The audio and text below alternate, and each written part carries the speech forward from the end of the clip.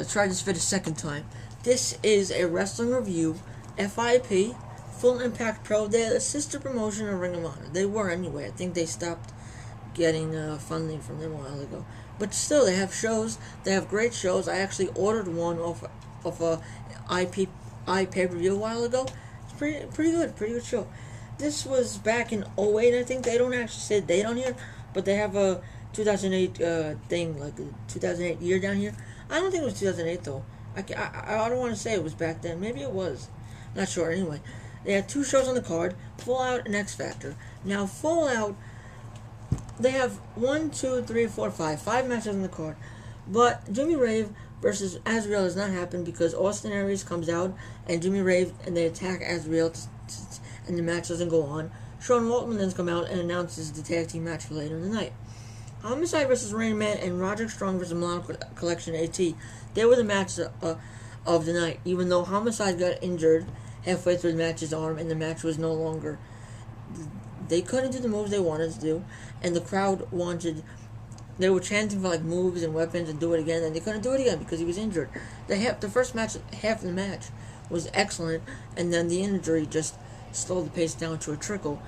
Roderick Strong versus Milano Collection AT. That was a good match. Good back and forth. Good combos, you know. There was a bit of a slower pace in the match, which I thought they were going to go faster, so I gave it 3.5 out of 5. Now, the Heartbreak Express with Azrieal versus Cabana and Rinauro, that match was like, Cabana and Rinauro were funny. Funny because you know it's going to be a good comedy tag team. But the Heartbreak Express, on the other hand, they kept going out of the ring, killing the pace. They did this for like the first 20 minutes. It gets boring after a while, guys. Don't do that too much, please. So, I mean, there was also Waltman and Azrieal versus Jimmy Rave and Aries. But that match, you could tell, they did the same thing like the Heartbreak Express. They kept going out of the ring, kept wasting time.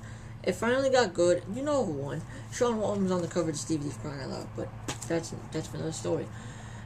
Homicide versus Rain Man and Roderick Strong, the match. Those 2 matches out of the 5 were like the ones worth watching. Now, the pay-per-view that I'm going to review is X Factor. If you get this,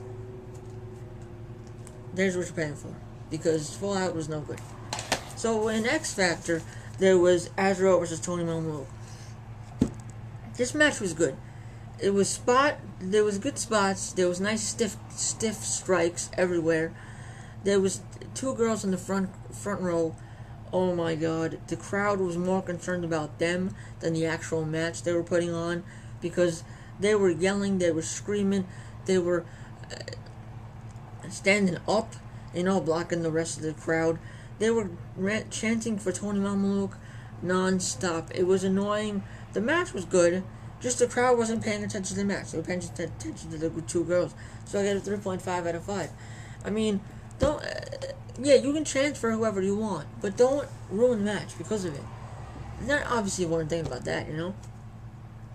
The next match we had was the Heartbreak Express with Azrieal versus Dunn and Marcus, but because the rest of the tag teams, well, 2 more tag teams explicitly, the Fast and Furious and Steve Madison and Erick Stevens, they came out because they won a title shot too.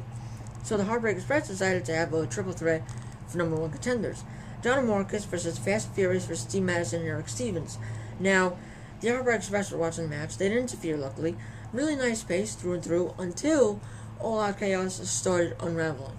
There were teams outside the ring, teams inside the ring, no more tags.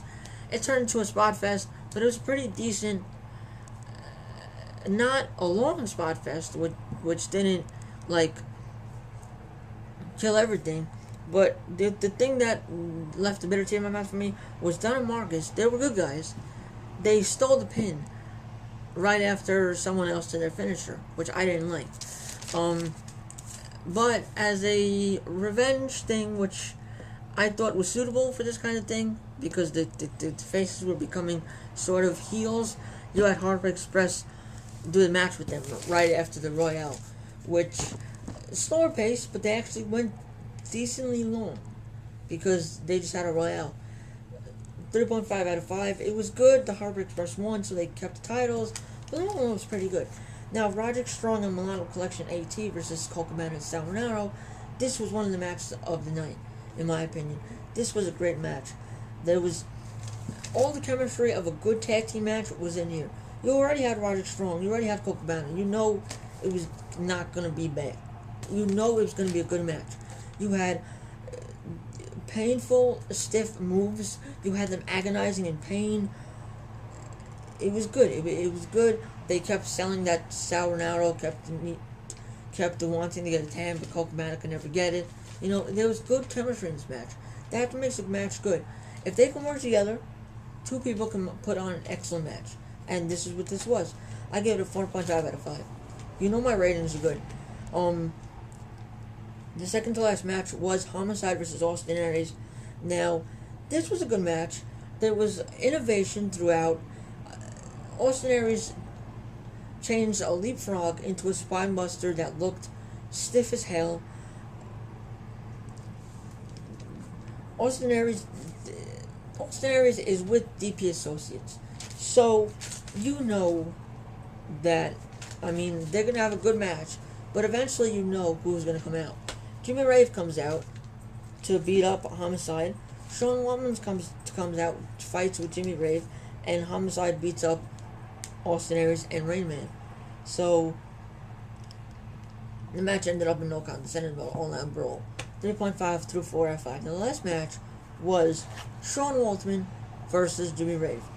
Now this match was decent. I mean, it wasn't an excellent match. They didn't put everything that they had into it. It was for the crowd mostly. Sean Waltman does an X Factor off top rope. Dave Prazak interferes, even though like he's the manager, heel tactics, you know. It wasn't excellent, but it was good. I gave it a 3.5 out of 5. It was for the crowd. It was mostly for the crowd. It wasn't for people watching this match 10 years later, you know. I mean, I know it's not 10 years later, but still. So it was a decent DVD. I'm gonna say, if you can find it on eBay, don't pay more than $10 for it. They don't even have it, like, I don't think you can find this officially anymore. You need to buy it on eBay. So, thanks for watching. FIP review. WestRoadSal. Rate, comment, subscribe. Thanks for watching. Peace.